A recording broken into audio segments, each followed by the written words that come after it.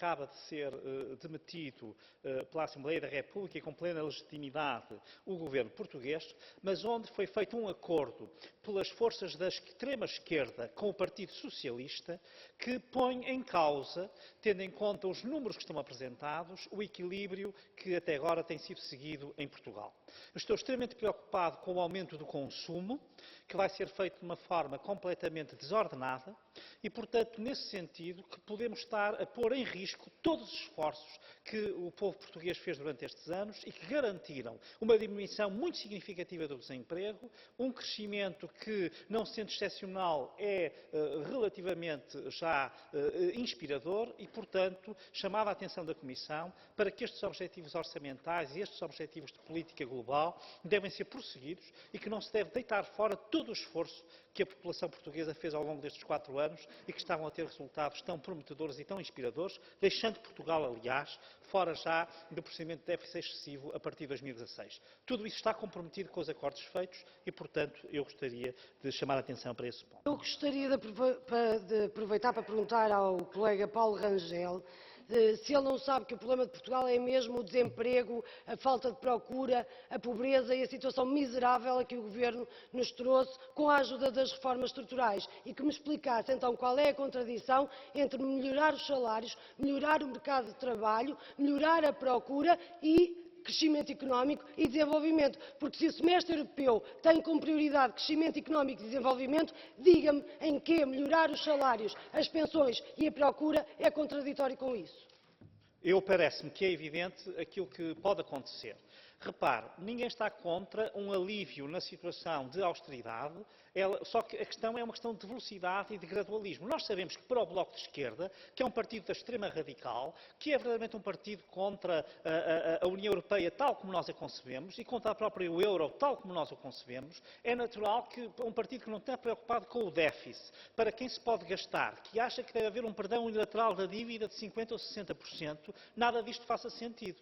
Agora, para quem está comprometido com os objetivos europeus e com os objetivos estratégicos da União Europeia, é evidente que isto pode ser um desastre e nós não queremos que Portugal caminhe para o desastre e que volte à bancarrota em que esteve em 2011, que os socialistas já nos puseram lá e agora nos estão a prometer outra vez que vai acontecer. Obrigada. Bem, antes de mais gostaria de acalmar um pouco. Não é preciso estarem preocupados com o que se está a passar em Portugal, porque o que se está a passar em Portugal é democracia e não devia causar estranheza na Casa da Democracia.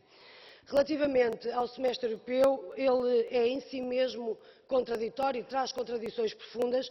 Eu gostaria de dizer, Sr. Vice-Presidente, se por acaso desse ao trabalho de ouvir, mas como não dá, vou dizer na mesma, que, vindo de um país onde se aplicaram teoricamente as reformas estruturais e teve um aumento da dívida pública como nunca visto, o que eu queria dizer é que tem que haver uma especial atenção ao emprego e às questões sociais. Mas não basta que o senhor o ponha no seu discurso e dizer que vai fazer essa especial atenção, quando ao mesmo tempo diz que têm que ser aplicadas as reformas estruturais sem nenhuma alteração mínima, adaptação ao país e à circunstância de cada país. Portanto, esta aplicação não é outra coisa senão a generalização de vínculos precários, salários baixíssimos, trabalhadores pobres e imigração. São essas as consequências sociais das reformas do mercado de trabalho, das reformas estruturais. Portanto, esta contradição tem que ser resolvida. Ou bem que é mais social, ou bem que há mais reformas estruturais. Não se podem repetir as mesmas políticas sem ter em conta os resultados que elas têm tido. I'll speak in English for you, Commissioner.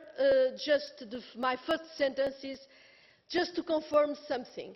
In spite of what party politics may give inspiration to my colleague, Paulo Rangel, I want to reassure you that the Socialist Party in Portugal has always been the most pro-European party, and the programme of the government that has been prepared as an alternative to the one that has just been dismissed is complying fully with the compromises of Portugal in relation to Europe, and in particular the compliance in the governance framework.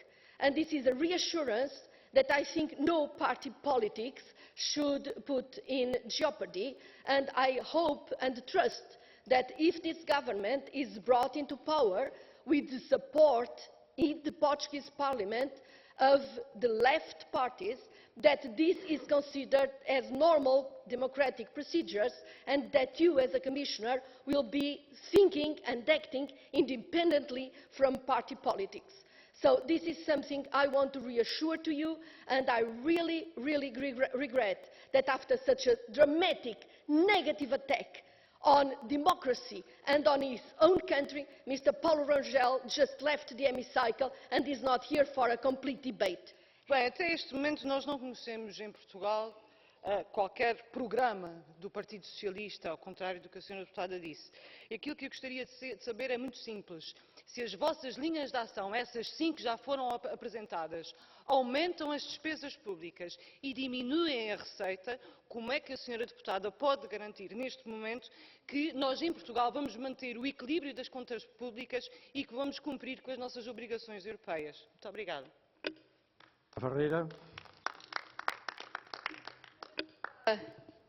Se está a falar do programa que o Partido Socialista apresentou e trabalhou e que agora foi reajustado em função de um acordo legítimo, de acordo com os votos dos cidadãos portugueses, a Sra. Deputada tem de dizer aqui e confirmar que não põe minimamente em risco nem os compromissos relativamente ao cumprimento do Pacto de Estabilidade e Crescimento, nem os compromissos relativamente ao MTO.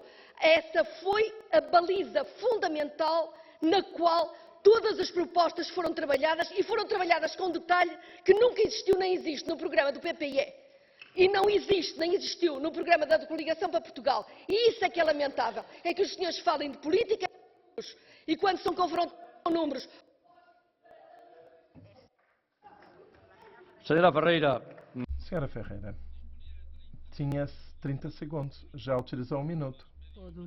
Tentou pôr em causa a legitimidade democrática de um governo à esquerda em Portugal que, cumprindo os compromissos europeus, tente corrigir a devastadora deriva austeritária que empobreceu drasticamente o país, obrigou mais de 500 mil portugueses a emigrar nos últimos 4 anos e não reduziu, só aumentou o endividamento público e privado. Mas, Sr. Comissário Dombrovskis, é assim que eu pergunto.